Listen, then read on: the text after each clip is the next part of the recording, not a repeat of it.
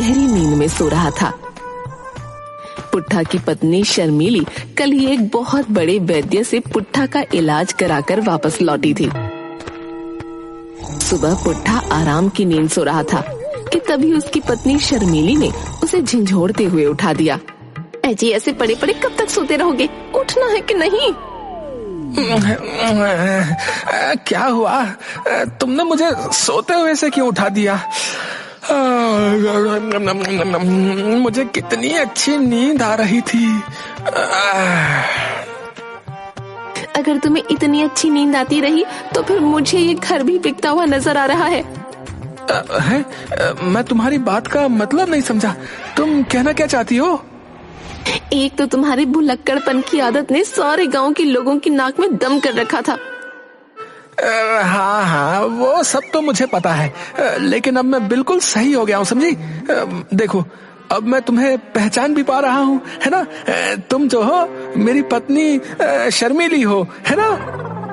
जी, बड़ा एहसान है आपका कि आपने मुझे पहचान लिया। अब आपको ये भी पता है कि आप काम क्या करते थे? हाँ, मुझे सब पता है। ठीक है भाई, जा रहा हूँ काम पर। चलो, इतना तो मुझे पता लग गया कि तुम्हारे भूलने की आदत अब ठीक हो चुकी है। कम से कम कमीज तो पहन लो। तुम कहना क्या चाहती हो? जी, आप बनियान पहन के सो रहे थे। अब बाहर क्या ऐसे ही बनियान पहन के जाओगे? कमीज नहीं पहनोगे? अरे, ये तो मैं भूल ही गया। पुट्ठा इधर उधर नजर दौड़ाने लगा। तभी उसकी नजर शर्मीली की टंगी हुई साड़ी पर पड़ी। पुट्ठा साड़ी उतारकर पहनने लगा। ये क्या कर रहे हैं आप? दिमाग खराब मत करो शर्मीली। हाँ, पहले कह रही थी कि कमीज पहन लो, अब कमीज पहन रहा हूँ तो बोल रही हो कि ये क्या कर रहे हो आप? बताओ। हाय रे मेरी किस्मत। अरे मूर्ख आदमी, ये कमीज नहीं मेरी साड़ी है। क्या साड़ी पहनकर जाओगे बाहर? शर्मीली की बात सुनकर पुट्ठा साड़ी को गौर से देखने लगा। शर्मीली क्रोधित हुई और पुट्ठा की कमीज अलमारी से निकाल कर ले आई।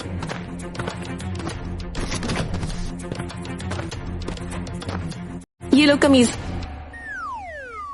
मुझे लगता है उस वैद्य ने बेवकूफ मुझे बना दिया। बोल रहा था तुम बिल्कुल ठीक हो गए हो, लेकिन मुझे तो डर है कि कहीं तुम आज भी कोई नया बवाल न खड़ा कर दो। अरे शर्मीली, भूलने की बीमारी मुझे नहीं बल्कि तुम्हें है। हाँ, तुम स्वयं भूल गई कि तुमने मुझे विधायक जी को दिखाया था, हाँ, ना कि वैद्य जी को। हाँ। मूर्ख व्यक्ति, विधायक कब से मरीजों का इलाज करने लगे? अरे वो विधायक नहीं बल्कि वैद्य थे। पुट्ठा शर्मीली की बात का जवाब दिए बिना बाहर चला गया। बाहर जाकर पुट्ठा बाजार में सभी लोगों को बहुत गौर से देखने लगा। मैंने अपनी पत्नी के सामने तो ये जाहिर नहीं किया, लेकिन सच तो ये है कि मैं भी भूल गया हूँ कि मैं काम कौन सा करता था। पता है मेरी पत्नी सही कह रही थी। उस वैद्य ने मुझे और मेरी पत्नी को मूर्ख ही बनाया है। नहीं, अगर ऐसा होता तो फिर मुझे याद कैसे रहता कि मेरा इलाज उस वैद्य ने किया है। मैं तो सब कुछ भूल जाता था। मुझे तो सब कुछ याद है। मगर सच तो ये था कि पुट्ठा का भुलक्कड़पन पूरी तरह से सही नहीं हुआ था। पुट्ठा सुबह से लेकर शाम तक बाजार में ही बैठा रहा। चलो भाई, घर चलते हैं। आज इतने दिनों बाद काम करके शरीर में जो है थकान सी होने लगी है। घर पर जाकर आराम से खर्राटे लेकर सोते हैं।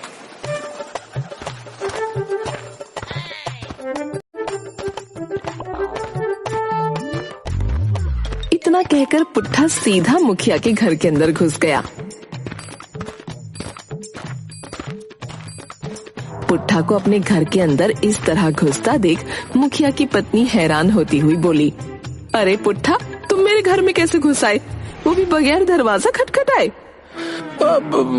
अरे ये क्या शर्मिली, जब मैं सुबह काम पर गया था तब तो तुम अच्छी खासी जवान थी। अचानक से तुम्हारा चेहरा मुझे किसी बूढ़ी औरत के जैसा क्यों लग रहा है भाई? तुम्हारा चेहरा तो बिल्कुल मुरझाई हुई नाशपाती के जैसा हो गया है। अरे नास पीटे, कुछ लाज शर्म है कि नहीं? मैं तेरी पत्नी नहीं हूँ। देखो नाशपाती, मजाक बहुत हो गया, तुम ही मेरी पत्नी हो, समझी? नाशपाती? कौन नाशपाती? अरे मेरी पत्नी नाशपाती, अरे यही नाम था ना उसका। अरे करम चले, कुछ देर पहले तो तुझे अपनी पत्नी का नाम याद था, क्या तू वो भी भूल गया? अगर तुम मेरी पत्नी नहीं हो तो फिर कौन हो तुम? अरे मुस्टंडे, मैं तेरी पत्नी नहीं बल्कि मुखिया की पत्नी हूँ। अगर मेरे पति को भनक लग गई तो तेरा मार मार के बुरा हाल कर देंगे।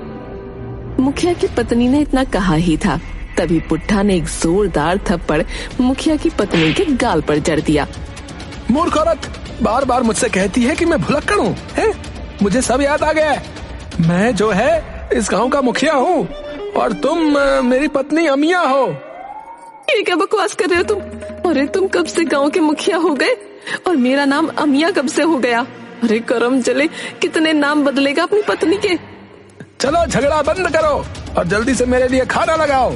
मुझे बहुत तेजी से भूख लग रही है और तुम जानती हो जब मुझे भूख लगती है तब मुझे गुस्सा बहुत ज्यादा आता है, बता रहा हूँ।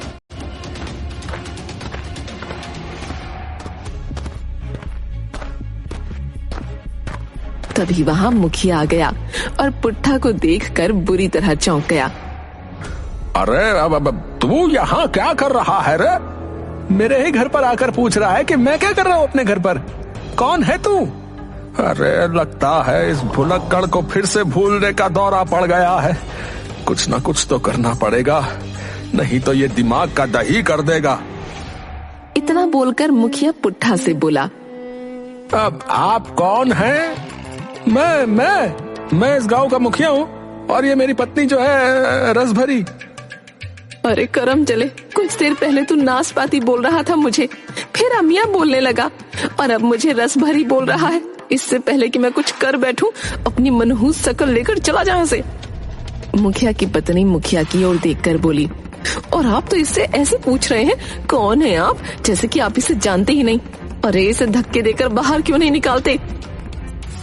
अब थोड़ा शांत रहो भाग्यवान, ये भुलक्कड़ जो है फिर से भूल गया है कि ये कौन है। देखो गजनी बन गया है ये। उस गजनी को बाहर निकालो, नहीं तो कपड़े कूटने वाली पटकुन्नी से इस गजनी को कूट दूंगी मैं। ऐसा मत करना भाग्यवान, नहीं तो ये मर जाएगा और तुम जो है जेल चली जाओगी। मैं कुछ करता हूँ।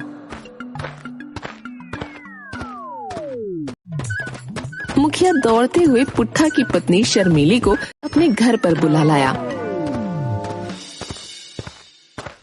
शर्मीली पुट्ठा की ओर देखकर क्रोधित होते हुए बोली, आप तो कह रहे थे कि आप बिल्कुल सही हो गए हो, फिर यहाँ क्या कर रहे हो आप? तुम कौन हो?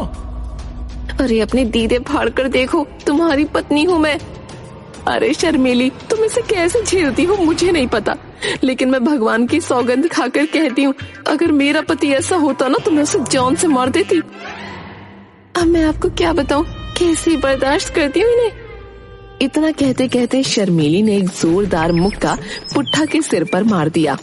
मुक्का सर पर पड़ते ही पुट्ठा की आंखें किसी हिप्नोटाइज्ड व्यक्ति की तरह हो गईं। अरे शर्मीली, तुम यहाँ क्या कर रही हो और मैं यहाँ पर कैसे आया? अब मेरे पास इतना दिमाग नहीं है कि मैं तुम्हें बताऊं कि तुम यहाँ पर कैसे आए। चलो घर चलो, तुम तो काम पर गए थे ना। अरे ये कोई काम पर नहीं गया था शर्मीली, बाजार में लोगों ने मुझे बताया कि सारा दिन बाजार के कोने में बैठकर कुछ बड़बड़ाता रहा और शाम के समय जो है अचानक लापता हो गया। मगर मुझे क्या पता था कि ये मेरे ही घर पर आकर मेरी ही पत्नी को अपनी पत्नी बताने लगेगा। अचानक पुट्ठा बेहोश होकर गिर गया। अरे भाग्यवान, कहीं तुमने सच में इसके सर पर गुस्से में पटकुन्नी तो नहीं मार दी? अरे नहीं जी, मैं तो गुस्से से कह रही थी, मुझे क्या पता कि कैसे बेहोश हो गया। ये जरूर उस वैद्य की दवाई का असर होगा। एक बार ये फिर से सही हो जाए, उसके बाद मैं उससे सही से बात करूंगी। मुखिया जी कृपया मेरी मदद कीजिए, इन्हें उठाकर घर तक तो ले चलिए। शर्मीली मुखिया और मुखिया की पत्नी पुट्ठा को उठाकर उसके घर तक ले गए। घर जाकर पुट्ठा को अचानक होश आ गया। मैं कहाँ हूँ शर्मीली? अरे अपने घर पर। अचानक पुट्ठा घर से बाहर निकल गया। अजी कहाँ जा रहे हो आप? हे भगवान, कहीं ये फिर से बाहर जाकर कोई नया बखेड़ा ना खड़ा कर दे। अब मुखिया जी आप जाकर देखिए ना कहाँ गए हैं। अब शर्मीली मुझे क्षमा करना, पिछली बार जब ये गजनी बना था तब मुझे बहुत मार पड़ी थी। अब मुझे बख्श दो, मैं कहीं नहीं जाने वाला। अजी कैसे मुखिया हैं आप, अपने ही गांव के लोगों की मदद नहीं कर सकते? जाकर देखिए ना कहाँ गया है वो। वाह भाग्यवान वाह, जब वो तुम्हारे दिमाग का दही कर रहा था तब तुम उसे पटकुनी से कूटने की धमकी दे रही थी। तभी अचानक पुट्ठा घर पर आ गया, मगर उसके हाथ में एक राखी थी। ये राखी किसके लिए लेकर आए हैं आप? रक्षाबंधन तो 2 दिन बाद है ना। मैं जानता हूँ चंपा कि तुम मुझसे नाराज हो, लेकिन मुझसे इतना नाराज होने के बाद भी देखो तुम मुझसे मिलने चली आई। भला तुम्हें देखकर भी मैं राखी नहीं लाऊंगा? इतना कहकर पुट्ठा बड़ी तेजी से शर्मीली की कलाई में राखी बांधने लगा। ये क्या कर रहे हैं आप? कहीं पागल तो नहीं हो गए? मैं आपकी बहन चंपा नहीं बल्कि आपकी पत्नी शर्मीली हूँ। अपनी पत्नी को राखी बांधेंगे आप? ये क्या बकवास कर रही हो चंपा? मेरी पत्नी को तो मरे हुए पूरे 10 वर्ष हो गए हैं। शर्मीली ने पुट्ठा को गुस्से में धक्का देते हुए कहा। दिमाग तो सही है आपका। अरे आपकी बहन को मरे हुए पूरे 10 वर्ष हो गए हैं, मैं अभी जिंदा हूँ। आपके पिताजी ने अपने जीवन में 2 ही गलतियाँ की थी, आपको और आपकी बहन को पैदा करके। आपकी बहन ने मरकर आपके पिताजी की गलती सुधार दी, लेकिन आप पता नहीं कौन सी मिट्टी के बने हो। जब तुम्हारी बहन जीवित थी तब उसका काम सिर्फ एक ही था, और वो था मुझसे लड़ना। तभी अचानक वहाँ थानेदार गांव के व्यक्ति जग्गी के साथ आ धमका।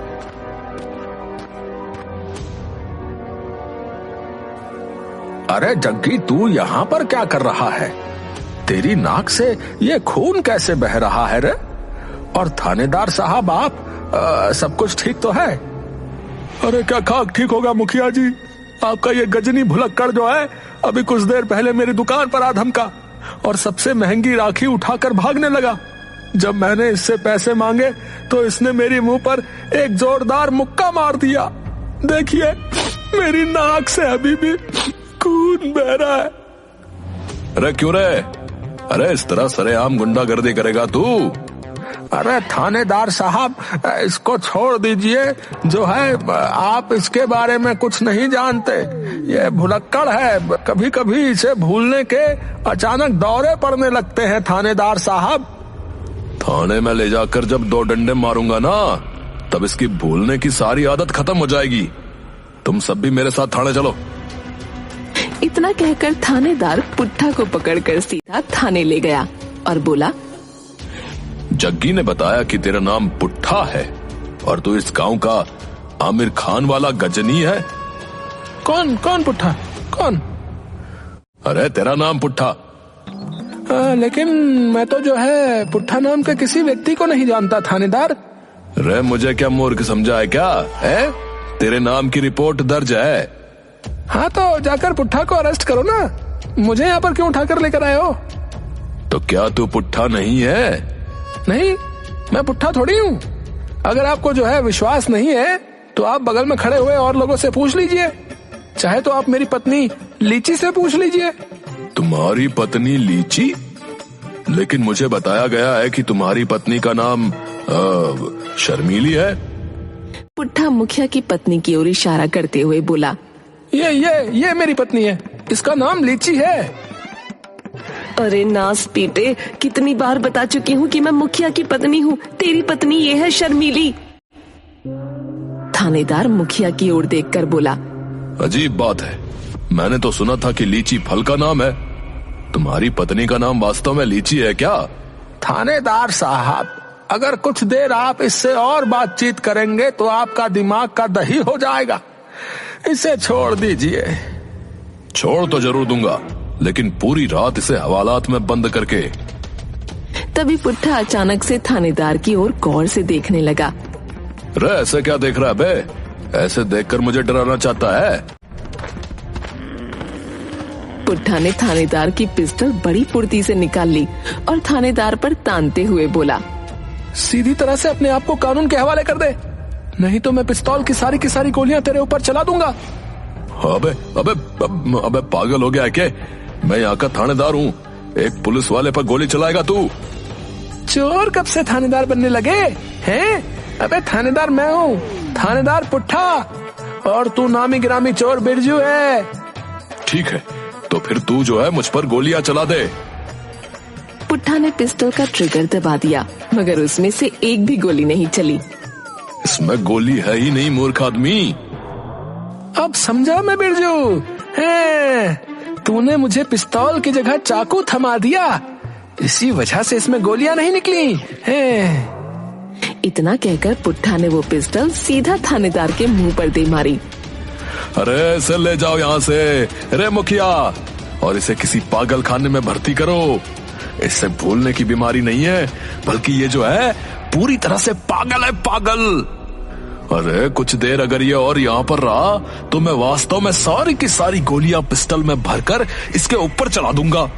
लेकिन थानेदार साहब, मेरी राखी के पैसे। अरे भाड़ में गए तेरे राखी के पैसे हैं? यहाँ पर और रुका तो सारी रात तुझे हवालात में बंद करके तेरी वो हालत करूंगा कि तू राखी बेचना ही भूल जाएगा। तुम कौन हो हैं? तुम मुझे थाने से निकालने वाला कौन है भाई? जबकि जाना तो तुम्हें चाहिए, थानेदार तो मैं हूँ। इतना कहकर पुट्ठा ने थानेदार का गला पकड़ लिया। अबे छोड़ मुझे, अरे पागल हो गया है क्या? सीधी तरह से अपने जुर्म का इकबाल कर ले और अपने आप जाकर लॉकर में बंद हो जा। थानेदार डर की वजह से दौड़ता हुआ अपने आप लॉकअप में चला गया। ठीक है भाई, ठीक है थानेदार साहब, आप यहाँ से चले जाइए। मैं मानता हूँ कि मैं बिरजू चोर हूँ। थानेदार के इतना कहते ही पुट्ठा अचानक बेहोश हो गया। अरे मुखिया, अरे इसको ले जाए यहाँ से भाई। आप सही कहते हो, मुझे इसे गिरफ्तार ही नहीं करना चाहिए था। शर्मीली पुट्ठा को लेकर घर आ गई। तभी शर्मीली के मोबाइल पर वैद्य जी का फोन आ गया। हेलो वैद्य जी, आपने ये क्या किया? पुट्ठा की तो बिल्कुल भी भूलने की बीमारी नहीं गई, बल्कि मुझे तो लगता है कि उसकी हालत और ज्यादा बिगड़ गई है। घबराओ मत शर्मीली, इस दवाई का साइड इफेक्ट ये है कि इससे कभी कभी मरीज पहचान में फर्क भूल जाता है। पुट्ठा के साथ भी यही हुआ है। रात हो चुकी है, उसे गहरी नींद सोने दो, और जब तक वो ना उठे तब तक ना उठाना। सुबह तक सही हो जाएगा। इतना कहकर फोन डिस्कनेक्ट हो गया।